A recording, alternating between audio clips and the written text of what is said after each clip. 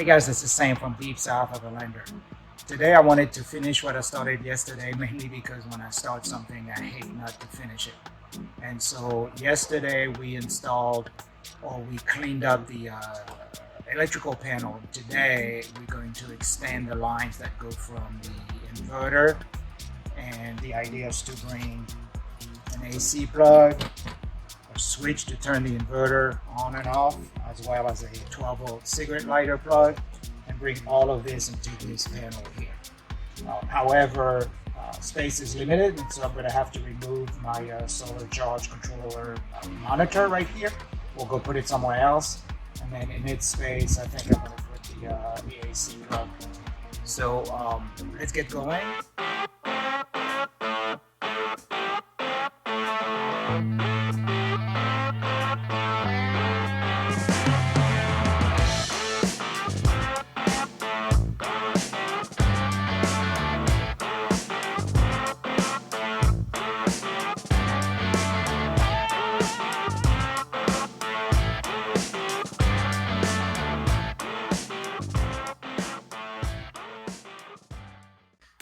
Alright guys, so this is the view from the back, and again, this is the cubby, this is the ARV fridge plug, and then inside you have the house battery, the inverter, and the green light that blinks right here is that little Jontech Bluetooth controller.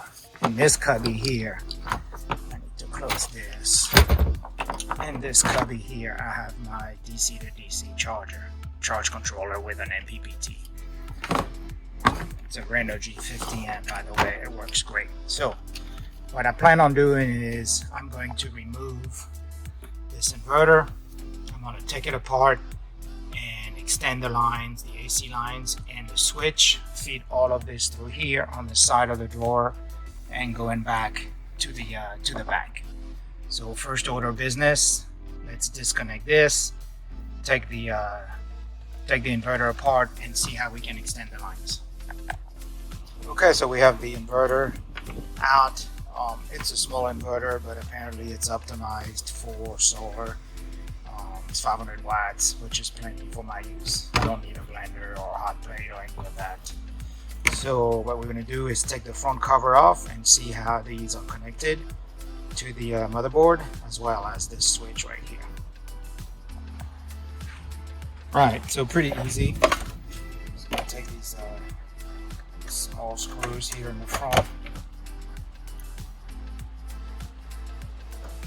we're going to make sure that we don't lose them.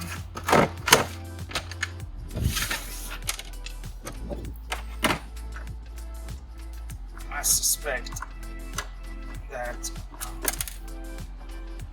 the back of this is fairly flimsy, so we'll see what happens. But I'm also guessing that there is a built-in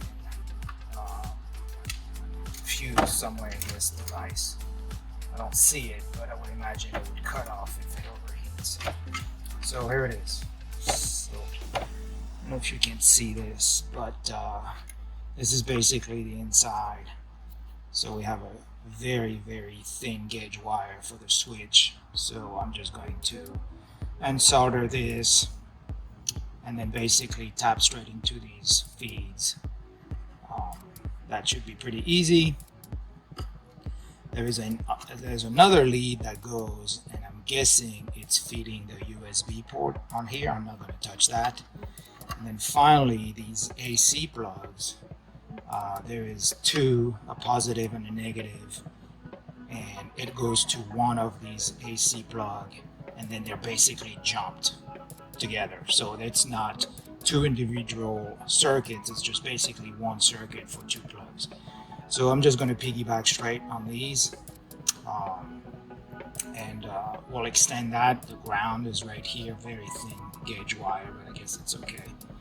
And my plan is to use I have an old extension cord that has the end ripped, so I'm going to use that to extend this cable. I'm going to solder everything, and make sure I use shrink wrap or electrical tape or whatever. And I'll put the cover back on, and I'll probably drill somewhere somewhere around here to get the cable out. I could reuse these plugs, and basically I could cut the plywood and just shove the plugs here. Whoops, sorry about that. I could put the plugs straight here under, because as you can see, they come apart. They come from the housing. They can come out and then they can clip back in. So it's an entire possibility. However, what this would do is leave all this wire sort of exposed in the back, and I don't know how I feel about that. So probably not gonna do that. I'd rather use this receptacle, and like I said, I want to take that out anyway and relocate it. So let's get going on that. Okay, so I think what I'm gonna do is I'm gonna drill a hole, come in with this extension cord through the hole, and then I'm gonna piggyback on these welds right here for my 12-volt switch, which is a simple switch. It doesn't need to have a relay or anything. I'm going to unsolder these leads right here, and then solder them back on this. I can come through the side right here. I can come, through the side of the panel right here, which, from the front will look pretty clean. And then I will connect these two leads right here. All right, guys, so we're done with the inverter. So this is what it looks like. I have extended the circuit that will turn the inverter on and off, and then I have patched an extension cord inside where it was where the feeds were coming out to this outlet, and then piggybacked on the other one anyway. So this one is dead. That's just a cover, and now this is prepped up to put back in the car. Inside, it's all there's like heat shrink wrap and everything. It's all safe and everything. I think it's important to at this point to tell you guys, I'm not a licensed electrician. What I do, I film to show you what I do and how I do it. I am not telling you to do what I do. I think that's very important, and I see a lot of disclaimers on YouTube, and I think that's an important one. So again, I don't pretend to know what I'm doing. I just show you guys what I do with the LX, and specifically when it comes down to electricity, you should consult licensed professional before you do anything. But with this being said, let's go back at it. Okay, so now what we're going to do is put the inverter back in its place, and then we will feed the cable through the cubby, and I have a special hole right there. We'll feed all these cables through. So it goes in there. There's 2 screws already in there, and then the 3rd screw, it's kind of tight. Put all of these together. So let's see.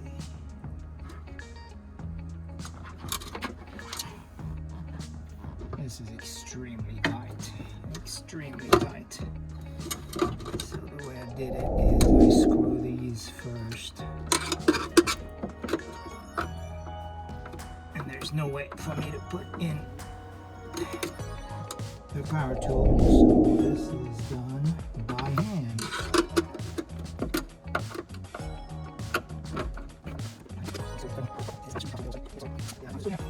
Anyway, I'm gonna turn this on, and then I'll catch you back when the cables are fed. And this is basically where it's gonna live. Cables are gonna go around, and then they're gonna feed on this side right there. I have a hole that goes outside in the wing, and then it will follow all the way to the back, and then we will prep the back. All right, we've installed the inverter, fed the cable through this. There's a little hole, like I said, through this where the DC to DC is. Now we fed the cables on this side, and now we're going to install the AC plug and everything else that is supposed to be at the end initially. By the way, I don't know about you, but I sure love the fact that the LX has a tailgate. Perfect workbench. I know it's a mess. I'm going to clean it up before we finish. So now we're going to remove this, install this receptacle, hook it up, and then do everything else that we need to do. But first we're going to remove that little faceplate. Okay, so before we start installing and chopping and cutting wood and everything, since I want to remove this to place this in its place, let's go ahead and do it. Should be simple screws, if I recall correctly. I really do like this this little thing. However, the software, the app that comes with it for the Bluetooth portion of it really blows. It doesn't go into portrait mode, and it simply doesn't work with the iOS. So since I'm pretty much an Apple guy, that's not going to work out for me. I have it running on an Android tablet up front, but it's just not very good. So this is pretty simple. It's just a Cat 5, and then pops right back. So let's see, can we fit this in? Oh yes we can. This is gonna look just perfect. So yeah, that's the plan. We're gonna put this receptacle right here, like such. Faceplate. Oh, perfect. I'll have to install that first and then the faceplate, which is fine. So we're gonna have this like that. All right, guys, this is the idea. So 112 right here. And like I said, little switch right here underneath, and then the cigarette plug right here. Neat. Turn the inverter. This will get plugged in automatically, and that's perfect. I'll have enough if I want in the future to put some additional plugs right here. But for now, this is going to be perfect. Just what I need. Let's keep going. All right, so we're going to use a hole saw, which is a 1-inch hole saw, to make the hole here for the 12-volt outlet. So before we make the hole, we double check and make sure that it's going to be great. Yep. So we're going to put it right here. This has quite a bite, so you've got to be careful not to break your wrist.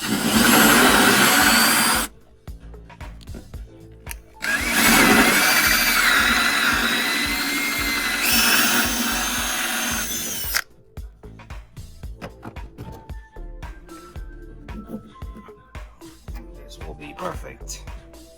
I think I'll end up having to glue it because I don't think I have the ring that goes in the back. So now we need to do this one. Let me measure it, and I'm going to use a little spade blade for that. I'm going to use one of these. Somewhere is the proper size. So 5/8 is this bit. Let's see.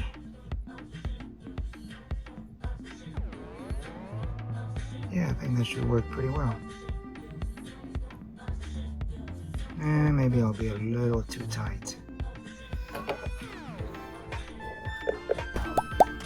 So we're going to use 11/16 for that little switch. I'm going to go with the spade right here. I'm going to go halfway into the plywood until I see the blade coming on the other side, and then I'll go from the back side so I don't blow out the back of the plywood. So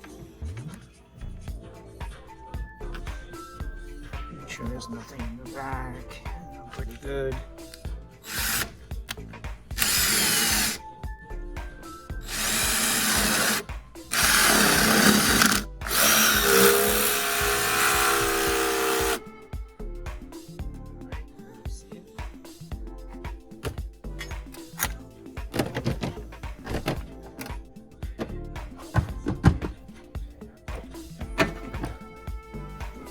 Side.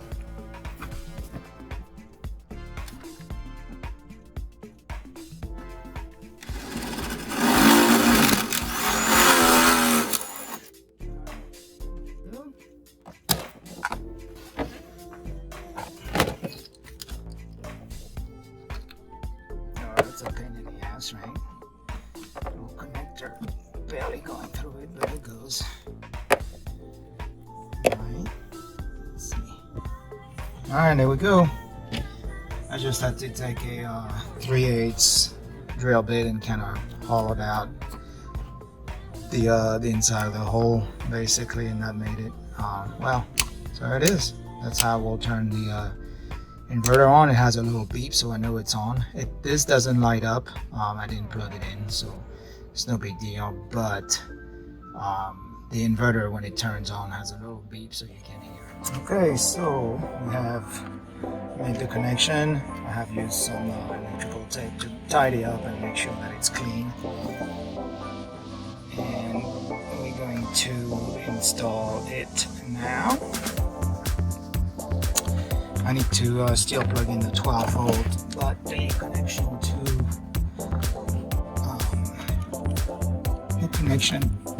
the inverter is done right here. So we'll turn it off. It's off right there, and then I'm gonna go inside the little cavity where the inverter is. As you can see, I hope you can see it. Sorry, you can't see, but underneath basically I have a circuit breaker, 60 amp. So I'm turning it on, which is activating it. Going back, and now there you go. Okay, so I flipped the switch on the circuit breaker that controls, that interrupts the feed to the inverter. And so now if I flick this, you should hear the little beep of the inverter. That means that it's live. And I'm going to test this with my trusty tester, making sure that I have 120 volt in this. And indeed I do. You can't see it because it's very, very faint, but it says 120 volt right there. So this is good. Alright, so I went to get a little headlamp. Let's plug in this, and then let's plug in this headlamp to see if it's indeed charging. And there it is. You can see the red light, so that means this is on. And what I can do, even since I haven't really disconnected my little charge controller on my little thing, I can plug it in real quickly. Okay, so I wanted to do a full test. So I have, as you can see here, when it's green, that means that I am putting in 1.32 amp. That's coming from the solar panel. When this number turns blue, that means I am drawing. So right now, even if I click on the inverter, it's dropping, but the solar output is still enough to continue to charge the battery. So now I'm going to turn the fan on, and that's a fan that's plugged in, as you can see, inside, in the AC. I'm going to turn it on, and you'll see that the number, there you go, flips to 3.27 amp coming out of the inverter. So that is to show you that it actually works. So if I turn it off, you'll see that the current is going to flip back to green, which means that now I'm putting back a little under 1 amp of power into the battery through my solar panel, since I don't have the car on, which would push in some current from the alternator as well. So the system works. You can turn it off, and that number should go up. There it is. It goes off. It goes up. That's logical because the actual inverter has a static energy draw when it just the circuit board and everything actually draws some power. This is why you want to make sure that you plug in that you turn off your inverter when you're not using it. So this works. I'm going to go ahead and plug the 12 volt, and then we'll do one last show and tell when it's all done.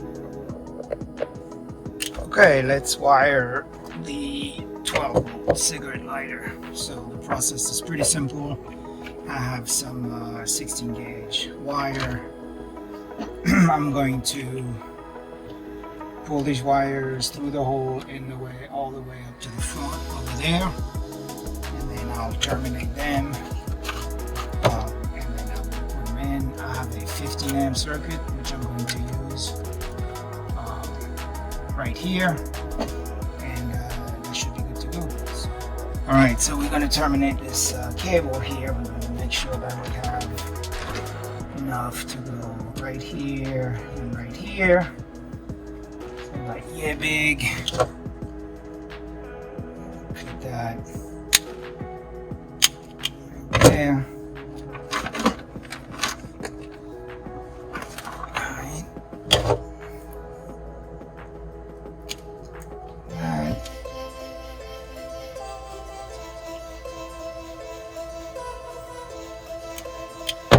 Such.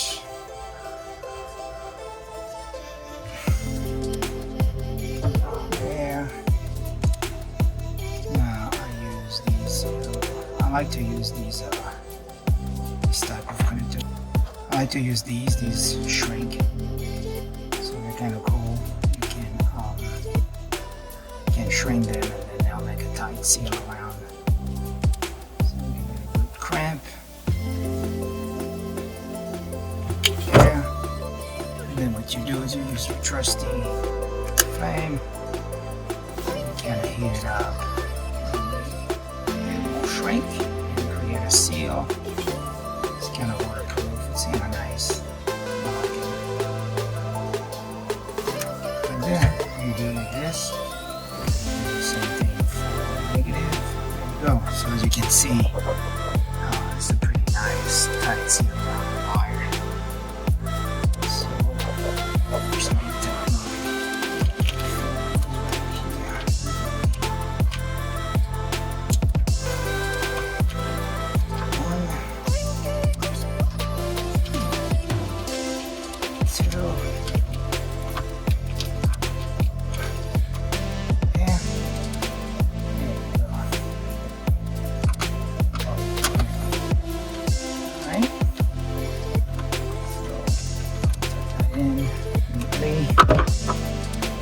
now we can put the fuse back in. Go live. Cover back on. There's this. Let's go check it out. In order to check it out, that would mean that I would have something to plug in. Actually, I can put this in. Put this in. And then we'll do the same test with the lamp. And sure enough, success. So now we have 12 volt cigarette lighter, inverter, AC, 2 plugs, 2 USB. We are set to go. I will have to put that ring on the back so it doesn't come back out. Anyhow, alright guys, so this is it. Now I'm going to clean it all up and we'll be good to go.